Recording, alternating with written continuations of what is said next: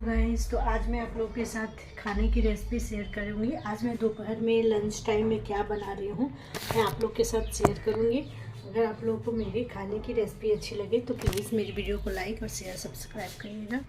यहाँ मैं बना रही हूँ दाल मैंने राहड़, मूंग और मसूर का फुलाया हुआ है।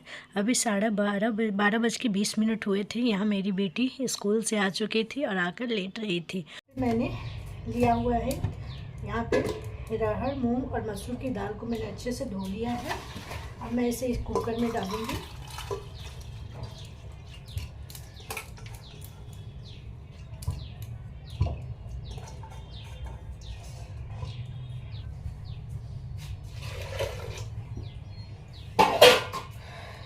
ये मैंने दाल बैठाने के लिए यहाँ पे मैंने नमक 2 टेबल स्पून नमक यहाँ पे मैंने यूज़ किया है। आप अपने अकॉर्डिंग अपने दाल जब बनाइएगा तो उसके अनुसार आप यूज़ कर लीजिएगा। मैं अपना रेसिपी आप लोगों के साथ शेयर करी, मैंने कितना क्या क्वांटिटी में डाला है। दाल, नमक, हल्दी और हींग की मात्रा आप मेरे अकॉर्डिंग डाल सकते हैं। अदरवाइज नमक तो आप खुद के अनुसार ही डाल सकते हैं जैसे आप खाते होंगे। यहाँ पे मैंने थोड़ी सी हींग ली हुई है। हींग हमारे पाचन तंत्र के लिए बहुत अच्छा होते हैं, इस वजह से मैं यहाँ पे करके इसे गैस पे चढ़ाऊँगी।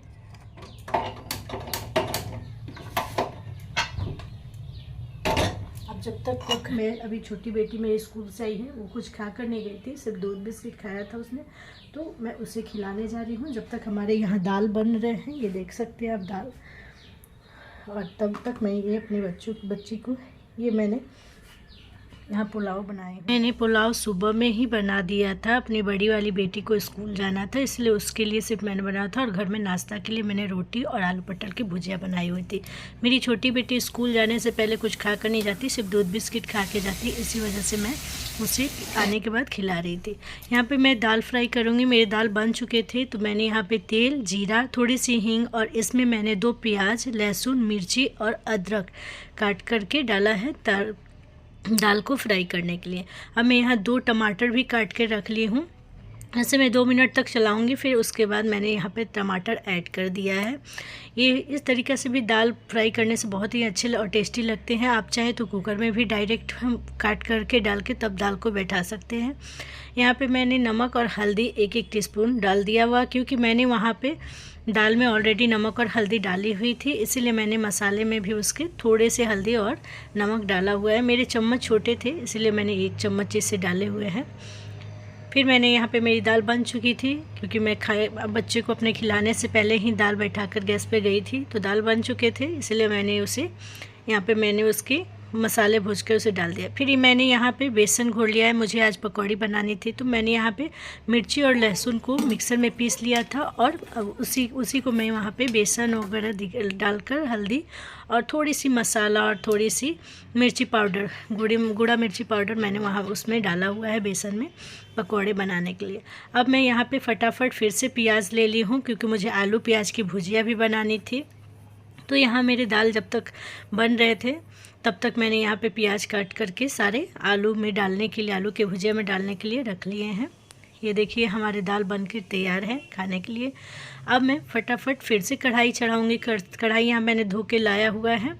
यहाँ पे मैंने तेल डाला, मुझे भुजिया बनानी है आलू प्याज की, तो मैंने यहाँ पे जीरा, थोड़ी सी मैंने मेथी डाली हुई है, इसमें थोड़ी सी जीरा मतलब हाफ टीस्पून जीरा और मेथी, और यहाँ पे 4 मैंने लाल सूखी मिर्च डाला है, और यहाँ पे 4-5 मैंने प्याज, छोटे साइज़ के थे प्याज, जिस वजह से 4-5 प्याज मैंने काट करके डाल दिया।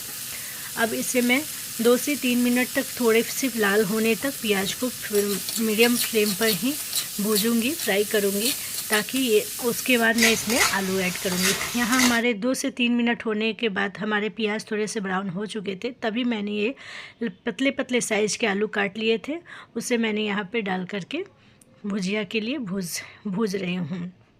ये देख सकते हैं आप कि हमारे भुजिया भी यहाँ बन रहे हैं। मैंने दाल बना लिए थे, बेसन वगैरह रख लिया था। अब मैं तब तक यहाँ भुजिया बना लूँगी, उसके बाद मैं चावल जब तक भुजिया हमारे बनकर तैयार होंगे तब तक मैं जा कर के चावल को धो लूँगी और धोकर फिर उसे भी मैं कुकर में डाल कर के रख लूँगी गैस पे। ये हमारे भुजिया भी बन ही रहे हैं। तो हर 2 से 3 मिनट पे मैं इसे पूरे हाई फ्लेम पर ही बना रही हूँ। कभी मैं सिम कर दे रही हूँ, कभी हाई फ्लेम पर ही कर रही हूँ।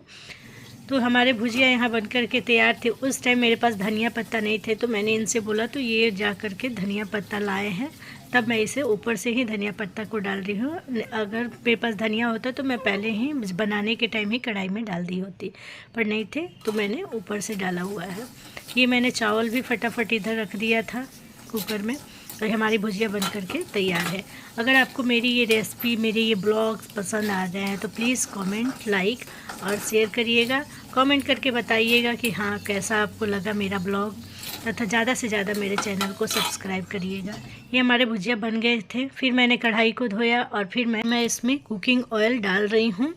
आप चाहें तो यहाँ रिफ़ाइन का भी यूज़ कर सकते पकौड़े छानने के लिए, पर मस्टर्ड ऑयल में ये पकौड़े बहुत ही अच्छे लगते हैं। यहाँ पे मैंने पतला ही बेसन रखा हुआ है, क्योंकि मुझे मोटे बेसन की पकौड़ी खाना पसंद नहीं है। इसलिए मैं पहले अपने लिए थोड़े से पतले बेसन में ही आलू और पट्टल को निकाल ले रही हूँ। उसके बाद फिर से मैं इस मसाले में थोड़े से और बेसन को ऐड कर दूँगी, क्योंकि मुझे बहुत ज़्यादा मोटे बेसन के पकौड़े अच्छे नहीं लगते। इसीलिए मैं यहाँ पे खुद के लिए पहले पकौड़े निकाल ले रही हूँ बना करके। यहाँ पे आप देख सकते हैं इस पे ज़्यादा मोटे बेसन नहीं लिपटे हुए हैं, क्योंकि मुझे यही पकौड़े खाना पसंद है। इसीलिए मैं हमेशा ऐसा ही खुद के लिए बनाती हूँ, और बाकी लोगों के लिए मैं थोड़ा सा बेसन और ऐड करके बना दूँगी सब किसी के लिए। ये हमारे पकौड़े मैं यहाँ पे चेक कर रही थी चाकू से कि पकौड़े हमारे हुए हैं कि नहीं। एक आलू में आप देख सकते हैं कि बेसन बहुत कम लगे हुए हैं, मुझे पसंद नहीं आते हैं उतने बेसन, इसलिए अब यहाँ मैंने फिर से बेसन को ऐड कर दिया, और मैं अपनी फैमिली के लिए यहाँ पे पकौड़े छान रही हूँ। ये हमारे जब तक यहाँ पे पकौड़े बहुत ही जल्दी बनकर रेडी हो गए थे, तो मैंने उधर पापा को और सबको खाना दे दिया, और इधर मैंने अपने हस्बैंड को नीचे में ही खाना दे दिया है। ये चावल, दाल, सब्जी, और ये यहाँ पे मैंने थोड़े से भूल भी